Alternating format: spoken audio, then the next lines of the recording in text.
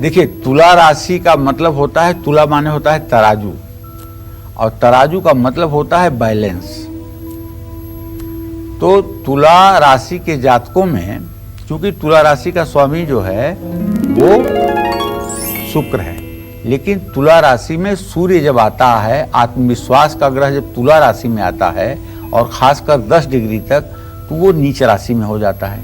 इसलिए तुला राशि के जातकों में खास करके जब सूर्य का संबंध तुला राशि से बनता हो, तो ऐसे लोगों के अंदर आत्मविश्वास की बहुत ही कमी होती है।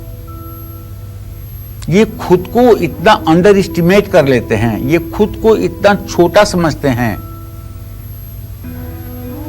कि ऐसे में इनकी हमेशा आलोचना होती है।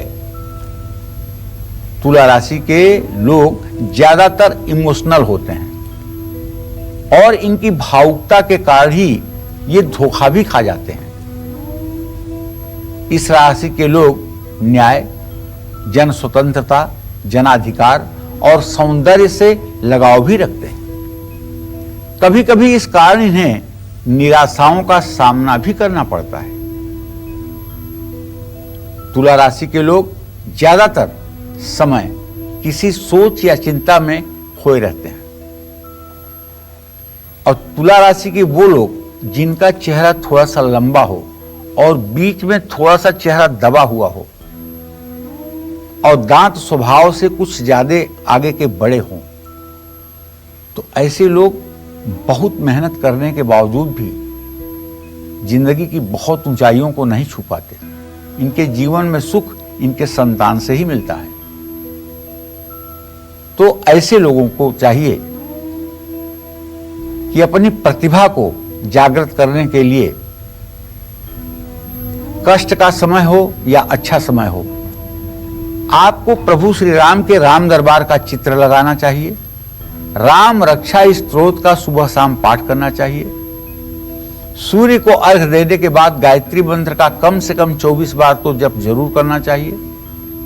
और अपने जीवन से दुख और दरिद्रता को दूर करने के लिए भगवान शिव, हनुमान, माँ दुर्गा या अपने कुल के देवी देवताओं की उपासना आपको करनी चाहिए। सफेद वस्तुओं का दान करें, शुक्र के मंत्र का जप करें। जय मां विंध्यवासिनी।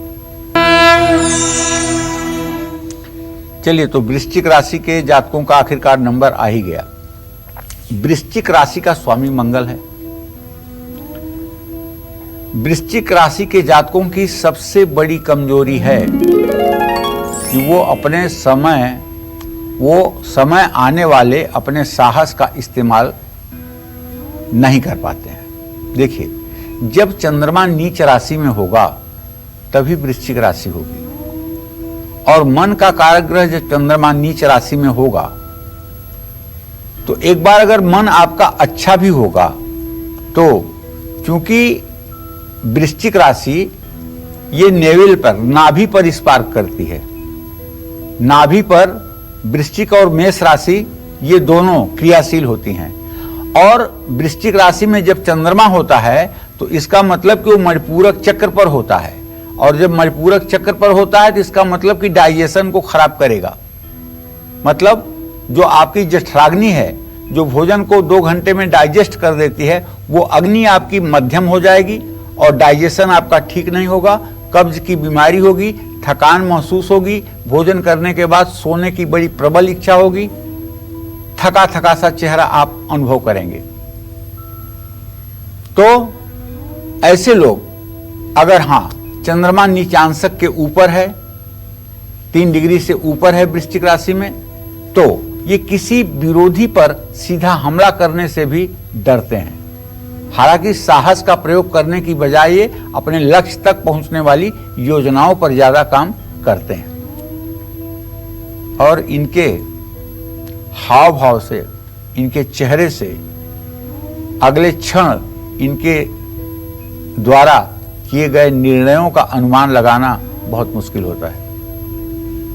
और उदाहरण के तौर पर आप अपने प्रधानमंत्री को देख लीजिए। आपके वर्तमान प्रधानमंत्री वृश्चिक राशि के हैं। इनके चेहरे से, इनके भाव से, भाव भंगिमा से ये आप पता नहीं कर सकते हैं कि अगली बात ये क्या कहने जा रहे हैं। या एक क्या निर्णय लेंगे। कई बार सूझबूझ की कमी के कारण या दूसरों का ज्यादा विश्वास करने के कारण खुद अपने लिए मुसीबत खड़ी कर लेते हैं। वृश्चिक राशि के लोग अपनी उपेक्षा नहीं बर्दाश्त कर पाते। वृश्चिक राशि के लोगों को अगर आपने छेड़ दिया तो वो सबके सामने रिएक्शन तो नहीं दिखाएंगे, लेकिन उस क्रिया के विपरीत ऐसी प्रतिक्रिया करेंगे कि जीवन भर आप याद रखेंगे। एक बार ये किसी से अगर नाराज हो जाएं तो उसे माफ करना इनके लिए बहुत ही मुश्किल होता है। ये देखने में शांत होते हैं, लेकिन सबसे बड़ी बात है कि इनके अंदर बदला लेने की भावना बहुत प्रबल होती है। ये अपने विरोधियों को कभी भी माफ नहीं करते हैं।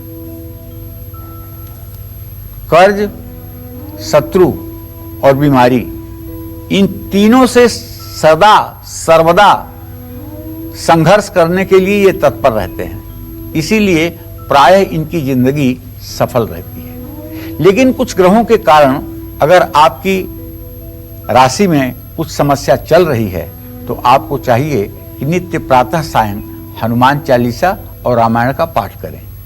महामृत्युंजय मंत्र का जप करना आपके लिए वरदान साबित होगा और राम नाम का जप भी आपके लिए कल्याणकारी होगा। अनंत मूल की जड़ पहनने से इनको लाभ मिलेगा। वृश्चिक राशि के जातकों को लाल रंग की चीजों का दान करना चाहिए। जय मां विंध्यवासिनी। देखो, धनु राशि के जातकों के बारे में मैं बताना चाहूंगा कि ये लोग जल्दी और बहुत ज्यादा गुस्सा में आते हैं। हकीकत यह है, देखो, ये बुद्धिमान होते हैं। हकीकत यह है कि ये परोपकारी होते हैं। हकीकत यह है कि ये दुनियादारी को बहुत अच्छी तरह से समझते हैं। लेकिन सबसे बड़ी इनकी कमजोरी है कि आप सेंटेंस पूरा नहीं कर पाएंगे, आप अपना वाक्य नहीं पूरा कर पाएंगे, इसके पहले ये उत्तर देना शुरू कर देते हैं।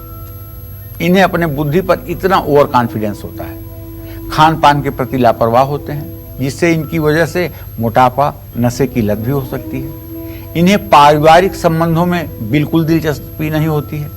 धनु राशि के लोग खर्चीले भी होते हैं। ये बहुत अभिमानी भी होते हैं। यही इनका ज्यादा विरोधी पैदा करने का कारण भी बनता है। इनके ज्यादातर चुनाव बुद्धिमत्तापूर्ण नहीं होते हैं। सतर्कता और सावधानी से काम न लेने के कारण कई बार मुसीबतों में भी फंस जाते हैं। तो भाई, अगर आप भी धनु राशि में पैदा हुए हैं तो आप निसंदेह प्रातः काल उठकर सूर्योदय के समय स्नान करके सूर्य को अर्घ्य दीजिएगा और कम से कम 24 बार, ज्यादा से ज्यादा जितना हो सके, गायत्री मंत्र का उच्चारण जरूर करिएगा।